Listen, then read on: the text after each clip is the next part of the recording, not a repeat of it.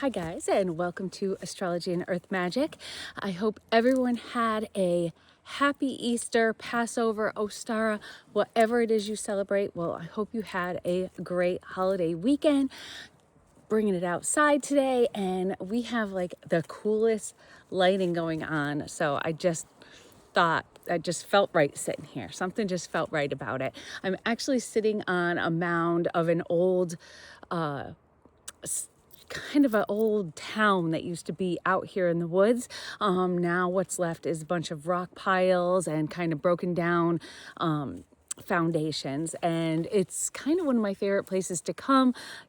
Super respectful of it, of course, because I think some of it might be a burial ground, but I think where I'm sitting right now used to be someone's home. So just thought I'd bring you out here with me. So going back to this weekend, on Easter Sunday, we did have a difficult square. It was Sun squaring Jupiter. And I know from people that I talk to, and even myself included, we face some issues that really you were forced to step in and step up. And so if you had an Easter similar to that, then you know what I'm talking about. But I know for me and for my family and other people that I've heard about, it was like you had to almost take the reins. But along with that, we could have also felt a lot of mental stress along with this. This is the sun. This is Jupiter kind of exacerbating things.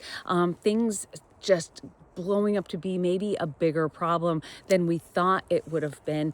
Kind of thinking that things were going to go nicely, but then things kind of get a little bit out of control. And this did cause stress, and it could have caused some discouragement or some kind of having to face things that you didn't really want to face. So that was this past weekend. But in our last video, we spoke about Mars and Mercury and how they're both moving into Aries and stirring up the drama. So tomorrow, I'm taping this on Wednesday, but tomorrow on the 9th, Mars moves into Aries, and then Mercury follows on the 14th. But that is just the beginning, and it's a small part of what is really making April one of the most active months of this year. As we near the end of April and beginning on the 23rd, we have our first quarter moon in Leo. Now, this is along with Venus conjuncting Uranus. And that is in the sign of Taurus at the 29th degree. So this really spotlights issues and problems. It shines a light on them, just kind of like this light here, shines a light on problems that could come popping up and changes that need to be made to regain some of our equilibrium, that Venus that we might not be feeling quite right. But these changes that we need to implement can help us get back on track. It's about really finding calm during the storm that is brewing. So what is that storm that's brewing? Well, it's following Venus, followed by Venus moving into Gemini on the 21st. We have our biggie. We have what the focus of this video is, and that is Uranus's ingress into Gemini. Uranus, and that's on the 24th. So Uranus is the last of our outer planets to move into its new sign. Now, we could be thinking, okay, that's fantastic. Gemini is fun, it's thought-provoking, it's investigative, it's adaptable, and it is an excuse to come out of our winter hibernations and just be social and get out there. And, getting together with friends could be, something that you're like excited to do for some lively and free and easy conversations, spitballing clever ideas off each other, and just out there just having a good time and letting loose after being cooped up all winter long. But we also have the sun squaring Pluto on the 25th, and this can really throw a wrench in things. This can be seen as power struggles. So those jovial, nice conversations could lead to some maybe backstabbing, deception, maybe people taking your ideas from you and making them their own.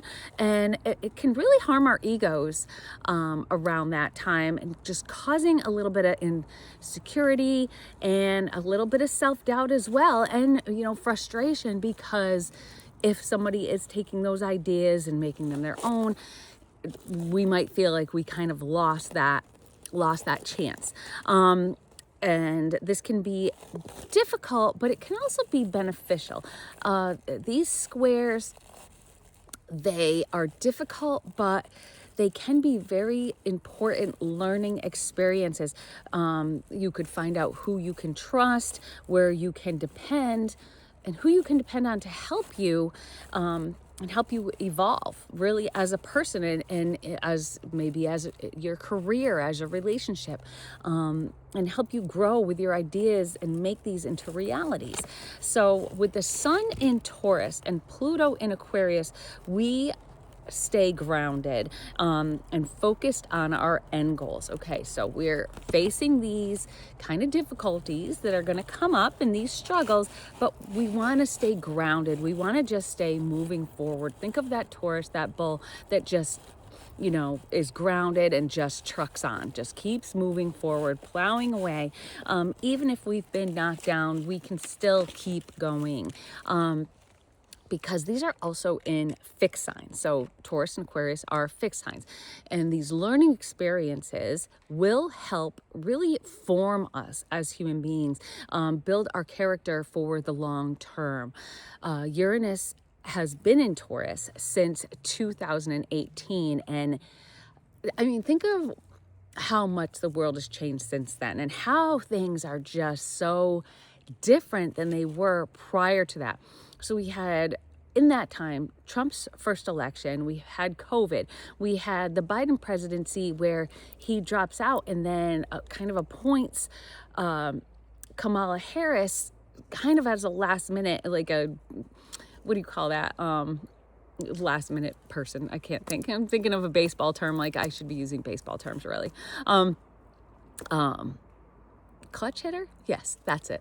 So putting her in as that. And then, you know, of course, that loss. And then we had Trump's second win. So things really were impactful on us as a whole. And these things are impacting us for pretty much ever. You know, I think the lasting effects of COVID really are going to stick with us forever. The polarization and just the whole thing within this time frame has really been kind of crazy when you think about it. And that's what Uranus does. It kind of stirs things up and makes things a little bit crazy. So, you know, personally, that's kind of on a collective scale. But if you look at your own chart and what area of your life that you have Taurus, what house it falls in. Where have you changed in this area? Where were you forced to change? Where did something surprising happen? If you're not sure how to look at this or how to read this, feel free to maybe in the description, or not in the description, in the comments, leave your birth time, date, and place, and I'll let you know where it falls instead of adding these all to the end. And I'll let you know kind of what to look for, what happened before, and what you should be looking for in what area of your life this might be moving into. So for the next couple of weeks, Uranus will be on that last degree of Taurus. So it's fighting to make things permanent. It's fighting for those lasting changes. So that is Uranus and Taurus. That's a lasting change. So something that is going to be a fixture now, a big sudden change that's going to be kind of a forever change. It will likely continue to be volatile as well, especially around the prices of goods, those Taurian things, food in particular, the stock market also, environmental issues, which we've seen a lot in these, you know, since 2018, the environment issues were really, I think, what kind of was what got Biden elected, was people standing on these environmental issues and wanting, you know, electric cars and, you know, a lower footprint and that type of thing, we've seen so much focus on it, and alternative power also. So new solar, wind, you know, using those kind of natural powers instead of gasoline and nuclear and coal and all those fossil fuels, kind of getting away from that. Now we're seeing things almost kind of changing back, especially with such a focus right now on gas and the prices of oil because of the current conflict we're in, plus with Venezuela and things like that. I'm sorry, I keep looking over here because my dog Chili is out with us, and I'm hoping that's her making all sorts of noise. Yes, it is. Okay, because you never know. We're out in the woods and bears are just starting to wake up, so just, better safe than sorry. So again, and as of it stands now, so one of the things that really stands out to me right now is space travel. There was a big focus on aliens and maybe alien connection, which I think might have come from that 3-eye atlas, kind of, stirring things up a little bit without us even realizing it. But I know that space travel might not seem very Taurian, but I think that is something that is really gaining its firm foundation, almost looking for a new place to set our roots down. When Uranus is in Gemini, I think it's the real innovations are going to start happening. So we're giving it a little test run. So we have the current space shuttle going around the moon, somewhere that it's never gone that far before. Almost like trying to explore a little bit, trying to see what's out there, finding different places for us to go if things on this planet don't work out for us. And even, a few years ago, we had 3 different rockets from private independent companies go up. So we had one from SpaceX, which is Elon Musk, Blue Origin, which is Jeff Bezos with Amazon, and then we had Virgin Galactic, all kind of independent companies sending up these rockets into space. So independent is the key word here that I'm using, because Uranus is that independence, wanting freedom, wanting independence, and wanting that change. So really just that innovation, just that boldly going where no one went before is kind of like a very Uranian thing. So now, in just this past week, like I was saying, we sent the shuttle around the moon to the dark side. So what could that have stirred up? You have to think that, when things are going around where it's never been before, something might be getting stirred up there.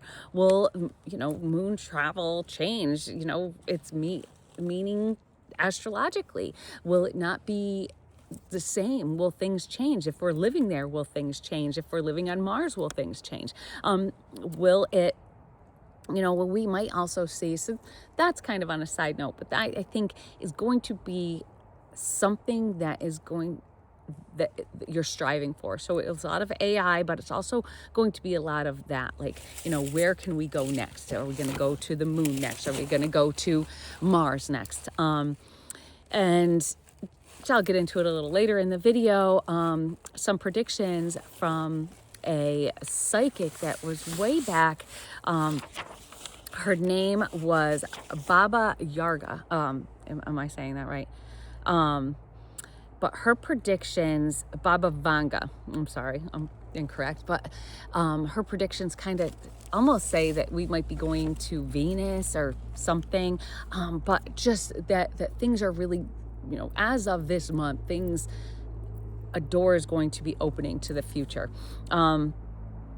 So on the 20th, so also, going back to what we might see with Uranus at this last degree, we might see more changes to our very landscape with natural disasters. We could see more flooding. We could see more, earthquakes, volcanoes going off. This could, really change the actual landscape, tidal waves that could really change the way things look. Also, we could have food shortages, rising prices for food, even recalls of food because of food poisoning or something to that effect. So I would expect that things will be a little bit volatile for the next couple weeks. Not that they already aren't. Anyway, on the 25th, Uranus moves into Gemini. Now, these outer planet sign changes are very impactful. And that is because they are very far between. These planets stay in these signs for a long time and they last a long time. So it's like a long and slow development as they're moving through that sign. Uranus has an 84-year cycle to go all the way around the zodiac. So the last time it was in Gemini was in 1941 to 1948. So most of us have never actually lived and experienced in our lifetimes what it's like to have Uranus in Gemini. This was back, during World War II time. So if you are in your high 80s, I guess, then maybe you did experience that. My mother was alive in 43, but I'm sure she doesn't remember because that's the year she was born. So you were either very young or you have no idea what it's like to go through this. So this is really, a big change in our lifetimes, because also this is the first time we've ever experienced Neptune in Aries or Pluto in Aquarius as well, all happening within about a couple years of each other. Uranus will be in Gemini for 7 years. It takes 7 years to go through a sign, and this will be until 2023. So again, like I said earlier, look at where this falls in your chart. It could show you what to expect, in what area of your life you can expect these changes to start popping up, and where you might have new interests, new ways to communicate, maybe connecting with others. You may also be more extroverted in this area or outgoing. Your creative or inventive side could be really flowing, and you have these new and interesting ideas that might relate to whatever area this life is of your life this is in. But also there may be a sudden and unexpected challenges that come up. This is Uranus, don't forget. That can disrupt your entire life, just all of the sudden. So change in the way, maybe you interact with others or relate to others. Also a change in how you think. It could be a loss. It could be a loss of a job, a loss of a loved one, who knows what. But something that could suddenly come up that you don't expect. Also, this could be an area of your life where you might want to gain a little more freedom. If it's in your, 7th house relationships, maybe you want a little more freedom there. If it is in your 10th house, say your career, maybe you want a little more freedom there. So, really just kind of look at your chart and see, where this might be falling. So for example, for me, and I am using whole signs for this, it will be in my 6th house. So I'll be transiting my 6th house, which is my everyday work and routines. And my ruler of the 6th house, which is Mercury, obviously Gemini, is in my 10th house of career. So interestingly, I will be nearing retirement as we're going through here. So now I can't think of something any more, kind of craving freedom than that. So big changes in my daily life, or I might not be going to work the same way every day. But I really look forward to the new opportunities that might be coming up for me. So might be exciting. 6th house also has some other, not so great things in it, which could be health issues that could be popping up as well. But again, if you'd like to get some insight, leave your birth time, date, and place, and your contact info in the comment section, and I'll send you a little quick reading to just kind of let you know where this was and what to expect, and what, how to know what might have been the changes that you experienced if you're just, feeling a little confused about it. Now, for the collective, Gemini is a mutable air sign, and really can take on a revolutionary vision. So it's a reawakening of new possibilities, new possibilities, the ability to go to the moon, even, further than that, going to Mars, even, who knows what. It can revolutionize how we connect to each other as well in ways that right now we can't even imagine, because we're so connected right now. So maybe that's going to change. Maybe we won't be so connected. Who knows?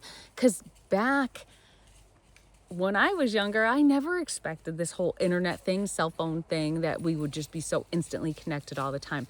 We could also see kind of a big changes in how we gather and communicate news and information. So, maybe not just the mainstream media like it's always been, but maybe more podcasts or that type of thing. So my dog just picked up a giant, looks like a backbone. So, that's wood's fun for you. I love it. So anyway, looking back now, I like to look back at, what it was like in history, since I didn't live through it, of when these big outer planets were in these signs. So the history of Uranus in Gemini can also show events that might trigger this modernization. So what were the triggers during its last transit that might be triggers this transit? So I'm going to stick with the United States, for instance, because I know this is going to run long because I have a lot to get through here. So these were times in the United States of complete revolutionary changes. Really the most pivotal times in US history, if you think about it. But that's what started with a desire for independence, Uranus, and for freedom. It's really met with a lot of resistance and wars, bloodshed, but then really a growth and unity, and then a gaining of that freedom. So the most recent transit of Uranus and Gemini was in 1941 to 1948, like I said. So this was World War II, Pearl Harbor, we had Normandy, Hiroshima, and also these shocking, so surprise attacks, especially Pearl Harbor, which kind of set us in motion of getting involved in it. Normandy, where we kind of did that surprise attack from the beach, and then Hiroshima, dropping the bomb on Hiroshima. And then we had the shocking atrocities that happened, like Auschwitz. So just really shocking things that forced you to take action. But it was a pivotal time for the United States because they ended up coming out as a superpower. The United States also got into the United Nations with the other, they formed the United Nations with the other nations. And the Jews were eventually freed from Auschwitz. The ones that survived anyway, sadly. So prior to that, we had the transit of 1858 to 1866. So what did we see here in the United States in that time? We had the Civil War. So another big, impactful war. And this was a whole country divided, and much due to slavery. And the North wanting to free the slaves and the South wanting to keep things how they were. The North ended up winning, and freedom came to the slaves and with the Emancipation Proclamation. And then the U.S. had to then reunite again. So you have last time the United Nations, so we're uniting after this freeing, after this kind of winning. And then we had with this, the Civil War, we had another reuniting. Okay, how do you reunite the North and the South again and become again one country? And also in that time, during that transit, we had the introduction of the telegraph. So this was an innovation in communication. So then prior to that transit, in 1774 to 1782, we had the Revolutionary War. So another huge war. So these are huge wars that are the most impactful battles in U.S. history, pretty much, that really formed us as a country, especially this one, because this is what formed us into a country. So the Revolutionary War was that separation, that wanting freedom. Again, we see freedom there, wanting freedom from England. And we win, and we gain our independence. So these wars, we did end up winning. Well, I guess the Civil War half won. I live in the North, and I'm from the North, and have ancestry in the North. So I guess our side did win. So, but because of that, we gained our independence and wrote the Declaration of Independence to sign into writings. That again is Gemini. That, putting something into words of what our declaration of our independence is going to look like. So today, what's going on today that could be akin to that. So once again, the U.S. is completely divided. This is more not by land area like North and South, but this is by ideologies and by, politics pretty much. And we also find ourselves again at war, this time with Iran, which is, we're told, supposed to be a short and successful war. But because if you look back in history of these other wars, I kind of wonder if that's not going to be the case and if other countries might get involved. History shows that this might grow into much bigger, a bigger thing. Now, like I was talking about with that mystic, Baba Varga,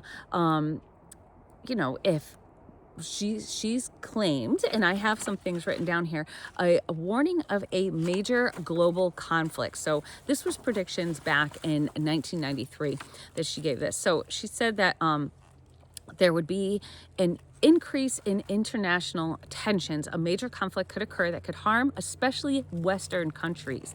And global stability will be impacted by these disputes of these major nations.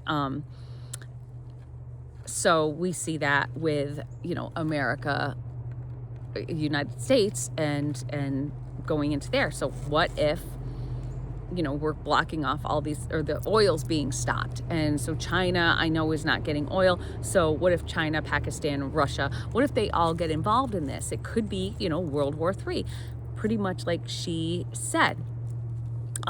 She said a lot of other things too. She also talked about a global emergence of a Russian leader. So I've talked about in other videos how, especially during the Neptune Saturn conjunction, how there was big impacts with Russia. So this is an emergence of a Russian leader. So it makes me wonder if Putin's going to get overthrown or if we're going to see something happen there. Then also an increase in natural disasters. Things have been getting really ramped up. So this is all her predictions for 2026, not the Gemini ingress, or the Uranus ingress into Gemini, but this is all 2026. So we've already seen a lot of this, so much going on, especially in Hawaii right now and other places because of floods and that type of thing, just like what we talked about with the Uranus in the last degrees of Taurus. So also technological growth beyond our control. So we've talked about this as well. So I find this just fascinating. If these are accurate, you only know how much to believe, but here we're talking about AI becoming almost like the Terminator, where they could just kind of take over. Medical and scientific breakthroughs, she says, economic instability in some countries. Okay, we are already starting to see that, and environmental crises. So we've already seen that as well with, my light's gone. So we already seen that as well too with so much focus on, global warming or climate change or, whatever they're calling it these days.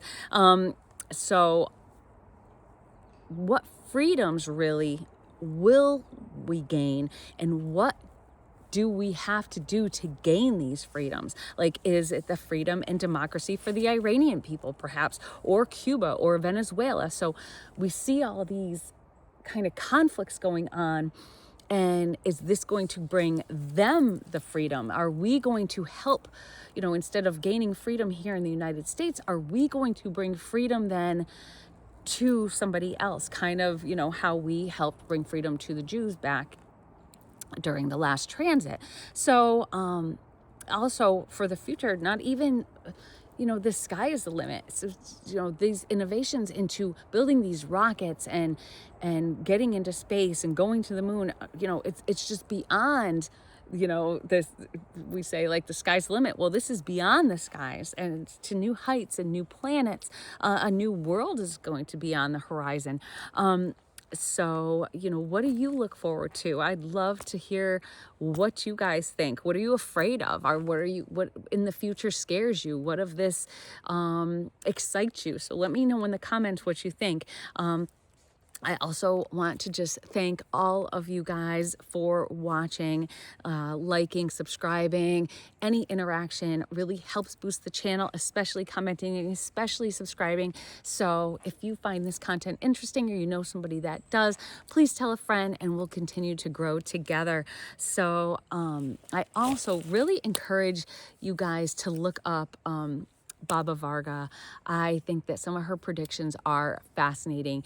And I did actually even hear of one that I was listening to that she predicted a person, a wealthy person out, like an outsider to government to gain power, and so much focus to be on that person, and a lot of the changes are going to be because of this person, and a lot of the division is going to be because of this person. Some fascinating stuff. So definitely if you're interested in that, like I was, it kind of blew my mind a little bit, so definitely look into that. I love just learning different things about all different things in history and how everything kind of, mulls together, and just the way that, we have this psychic predicting something, 30 something years ago. This old woman, she was a blind old woman. So this was all just like this, coming to her psychically, mentally. Sometimes if you lose a sense, your other senses become a little bit greater and a little bit more intuitive, that she might have been picking up on these things. And so she even she predicted 9/11, she predicted World War II. I have some other things written down. So and she also says, very interesting here too, so she had this notebook that she wrote things down, and she gave it to, I think it was her niece or somebody, and it said do not open for like 30 years, or it was open on February 2026. So she opened it and it said the 12th, April 12th, so our Orthodox Easter, is when the gates between the old world and the new world would open. And this is kind of depending on where you are on the 12th. Here on the 13th, I think it's going to be, if I remember correctly, Mars will conjunct Neptune. So it's really moving into, going through that open door of the unknown, and really just, I'm going to do this. Now, I've spoken in other videos about doors opening up, and to not be afraid, and to just, take that initiative to go through them, because that could be your opportunity. So, to go to that unknown future. So this could be that open door that we're talking about. So again, who knows what's going to happen? No one can predict for sure, but maybe Baba Varga could. So really interesting. That's coming up next week. And it's going to be right in between Mars's ingress into Aries and then Mercury's ingress into Aries. So I would hope you guys stay tuned. We have a lot more coming up. Again, make sure you hit that subscribe button, tell a friend, spread the word about the channel. Also, if you want to know what this Uranus might mean for you, leave me all that information in the comments, and I would love to communicate with you, maybe in a little bit different way. So there's a little bit Uranian and Gemini there. So I hope to see you all soon. So everybody, let's go forward with peace in our minds, if we can do it. So just try and find yourself at peace. So peace in our minds, and keep positivity in your words. What you exude is what you're going to get back. And then, of course, love in our hearts, and confidence, and just that ability to move forward and go through those open doors. So I hope to see you all soon. Bye.